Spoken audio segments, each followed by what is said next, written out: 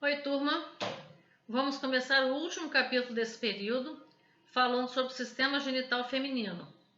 Serão 2 aulas, essa semana e a próxima, e nós vamos abordar os ovários, as 2 tubos uterinas, o útero, a vagina e a genitália externa.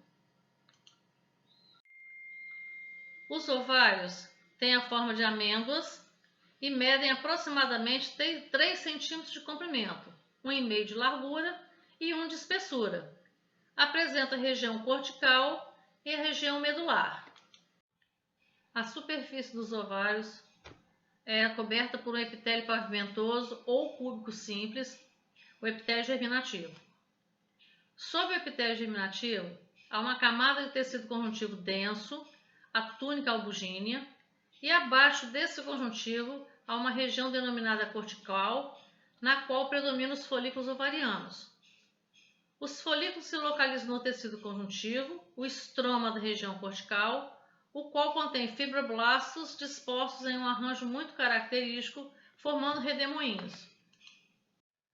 A parte mais interna do ovário é a região medular, que contém tecido conjuntivo frouxo com um rico leito vascular. O limite entre a região cortical e a medular não é muito distinto. No ovário, há uma quantidade variável de folículos, dependendo da idade da mulher. O folículo ovariano consiste em um ovócito envolvido por uma ou mais camadas de células foliculares, também chamadas de células da granulosa. A maioria desses folículos são os folículos primordiais, formados durante a vida fetal e que nunca sofreram nenhuma transformação. Eles são formados por um ovócito primário, envolvido por uma única camada de células foliculares achatadas, e a maioria se localiza na região cortical, próximo à túnica albugínea. O folículo primordial apresenta um ovócito, que é uma célula esférica com aproximadamente 20 micrômetros de diâmetro, com um núcleo grande, esférico e um nucleolo bastante evidente. A partir da puberdade, a cada dia um pequeno grupo de folículos primordiais inicia um processo chamado de crescimento folicular, que compreende modificações do ovócito, das células foliculares e dos fibroblastos do estroma conjuntivo, que envolve cada um desses folículos. Não se sabe como são selecionados os folículos que entram na fase de crescimento. O ovócito cresce muito rapidamente durante a primeira fase do crescimento folicular. As células foliculares aumentam de volume e se dividem por mitose, formando uma camada única de células cuboides. Nesse estágio, o folículo é denominado de folículo primário unilaminar. As células foliculares continuam proliferando e originam um epitélio estratificado, também chamado de camada granulosa. O folículo é então denominado folículo primário multilaminar ou folículo pré-antral. Uma espessa camada amorfa, a zona pelúcida, composta de várias glicoproteínas, é secretada e envolve todo o ovócito. Delgados prolongamentos das células foliculares e microvírus do ovócito penetram a zona pelúcida e estabelecem contato entre si por junções comunicantes. À medida que os folículos crescem, líquido folicular começa a se acumular entre as células foliculares, ou da granulosa. Os pequenos espaços que contêm esse líquido vão se unindo e as células da granulosa gradativamente se reorganizam, formando uma grande cavidade, o antro folicular. Esses folículos são chamados de folículos secundários ou antrais. O líquido folicular contém componentes do plasma e produtos secretados por células foliculares. Neles são encontrados glicosaminoglicanas, várias proteínas e altas concentrações de esteroides, tanto a progesterona como andrógenos e estrógenos. Durante essas modificações que ocorrem no folículo, o estroma situado imediatamente em sua volta se modifica para formar a teca interna e a teca externa. As células da teca interna são poliédricas, têm núcleos arredondados e citoplasma acidófilo, e suas características ultraestruturais são de células produtoras de esteroides.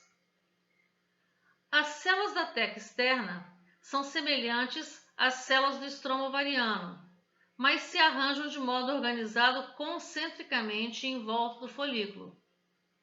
O limite entre as duas tecas é pouco preciso, e o mesmo acontece com o limite entre a teca externa e o estroma ovariano. O limite entre a teca interna e a camada granulosa é bem evidente, pois suas células são distintas morfologicamente. Durante a reorganização das células da granulosa para formar o antro, algumas células dessa camada se concentram em determinado local da parede do folículo, formando um pequeno espessamento, denominado cúmulos oóforos, que serve de apoio para o ovócito. Além disso, um pequeno grupo de células foliculares envolve o ovócito, constituindo a corona radiata. Esse conjunto de células acompanha o ovócito quando este abandona o ovário por ocasião da ovulação.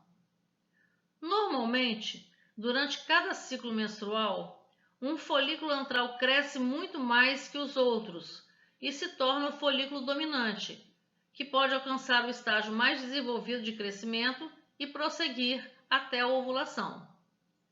Quando chega ao seu máximo desenvolvimento, esse folículo é chamado de folículo maduro, pré-ovulatório ou de Graafi.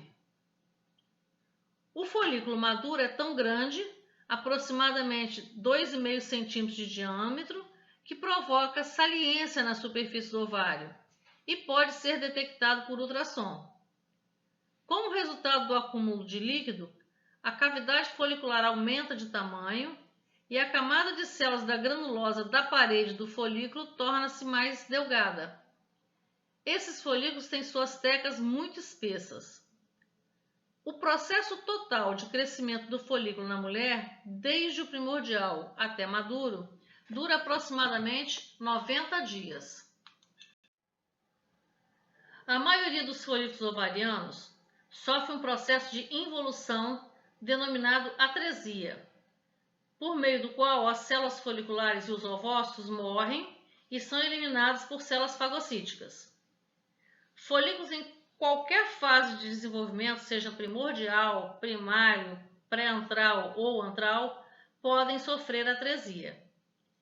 Esse processo é reconhecido por algumas das seguintes características, ou por todas elas, dependendo do estágio da atresia: sinais de morte celular das células da granulosa, separação de células da camada granulosa, de modo que elas ficam soltas no líquido folicular, e morte do ovócito. Após a morte das células, macrófagos invadem o folículo e fagocitam seus restos. Em um estágio posterior, fibroblastos ocupam a área do folículo e produzem uma cicatriz de colágeno que pode persistir por muito tempo. Embora a atresia folicular aconteça desde antes do nascimento até alguns anos depois da menopausa, ela é acentuada logo após o nascimento, quando o efeito de hormônios maternos cessa, e durante a puberdade e a gravidez, quando acontecem marcadas modificações hormonais qualitativas e quantitativas. A ovulação consiste na ruptura de parte da parede do folículo maduro e a consequente liberação do ovócito, que será capturado pela extremidade dilatada da tuba uterina. Acontece frequentemente na época próxima à metade do ciclo menstrual, isto é, ao redor do 14º dia de um ciclo de 28 dias. Na mulher, geralmente só um ovócito é liberado pelos ovários durante cada ciclo. Algumas vezes, 2 ou mais ovócitos podem ser expelidos ao mesmo tempo, e se forem fertilizados, podem desenvolver-se em 2 ou mais embriões, originando gêmeos fraternos. Uma pequena área da parede do folículo enfraquece por causa da degradação de colágeno da túnica albugínea, em função de isquemia e morte de algumas células. Essa fraqueza localizada conduz à ruptura da parede folicular, e o ovócito, a zona pelúcida, a corona radiata e um pouco do fluido folicular, deixam o ovário e entram na extremidade aberta da tuba uterina, onde o ovócito pode ser fertilizado. Se isso não acontece nas primeiras 24 horas após a ovulação, ele degenera e é fagocitado. Após a ovulação, as células da granulosa e as da teca interna do folículo que ovulou se reorganizam e formam uma glândula endócrina temporária, chamada de corpo lúteo. Embora as células da granulosa não se dividam depois da ovulação, elas aumentam muito de tamanho e passam a ser chamadas de células granuloso-luteínicas, com características de células secretoras de esteroides. Em menor número, as células da teca interna também contribuem para a formação do corpo lúteo, originando as células tecoluteínicas semelhantes às granuloso-luteínicas, porém menores. A reorganização do folículo ovulado e o desenvolvimento do corpo lúteo resultam de estímulo pelo LH, o hormônio luteinizante, liberado antes da ovulação. Ainda sob o efeito do LH, as células modificam seus componentes enzimáticos e começam a secretar progesterona e estrógenos. O destino do corpo lúteo depende de como ele é estimulado após a sua formação. Pelo estímulo inicial do LH, que ocasionou a ovulação, o corpo lúteo é programado para secretar durante 10 a 12 dias.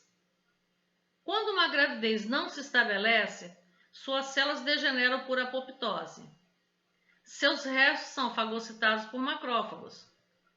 Fibroblastos invadem a área e produzem uma cicatriz de tecido conjuntivo denso, denominado corpo albicans, que significa corpo branco, devido à sua grande quantidade de colágeno.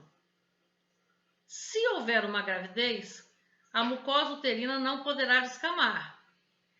Um sinal para o corpo lúteo é dado pelo embrião implantado, cujas células trofoblásticas sintetizam um hormônio chamado gonadotropina coriônica humana, a HCG. A ação da HCG é semelhante à do LH, estimulando o corpo lúteo.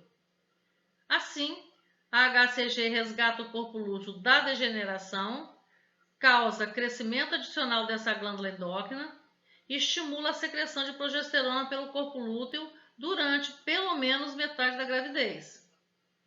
Esse é o corpo lúteo de gravidez, que persiste por 4 a 5 meses e em seguida degenera e é substituído por um corpo albicans, que é muito maior que o de menstruação.